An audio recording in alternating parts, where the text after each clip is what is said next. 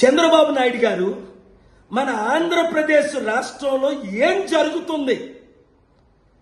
ఇప్పుడే నేను న్యూస్ చూశాను, షాక్ అయ్యాను.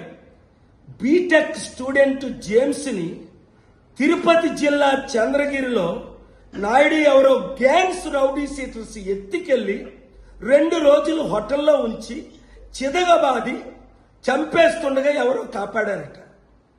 ఏమైంది మీకు? మీ 50 సంవత్సరాల అనుభవం ఏమైంది? ప్రవీణ్ పగడాలది హత్యని చెప్తే యాక్సిడెంట్ గా పనికిమాల పోలీసులు సృష్టించారని కోట్ల మంది కోడై కూశారు. మీరు అందులో ఫెయిల్ అయిపోయారు.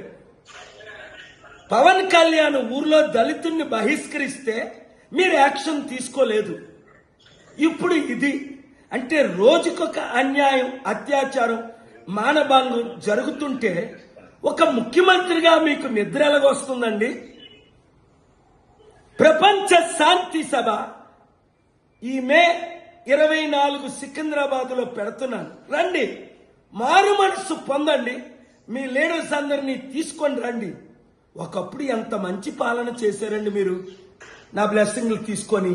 అప్పుడు డీజీపీ అండి జేవి రాముడు మీరే కదా అపాయింట్ చేశారు. కులాలకి మతాలకి ఎంత అద్భుతమైన సేవ చేశాడండి. అలాంటోడు ఒక్కడు దొరకలేదా? సురేంద్ర బాబుని విజయవాడలో ఐపీఎస్ ఆఫీసరు ఒక్కొక్కడికి కారిపోయేదే. 20-30 మందిని ఎన్కౌంటర్ ఒక్క రౌడీ సీట్లు లేకుండా చేసేసాడే. ఏమైంది మీకు? మీరే రౌడీ సీట్లకి బలం ఇచ్చి నడిపిస్తున్నారా అన్న ప్రశ్న బహుజనుల్లో అనుమానం తీసుకొస్తుంది. మార్పు చెందండి.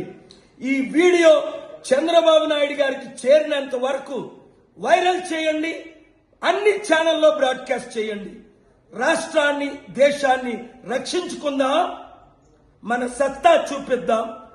తిరుపతి కమిషనర్ పోలీస్కి నేను వార్నింగ్ ఇస్తున్నా, అర్జెంటుగా వాళ్ళందరి మీద చర్యలు తీసుకోండి, లేదా నేను మీ మీద, డీజీపీ మీద నేను చర్యలు తీసుకుంటాను.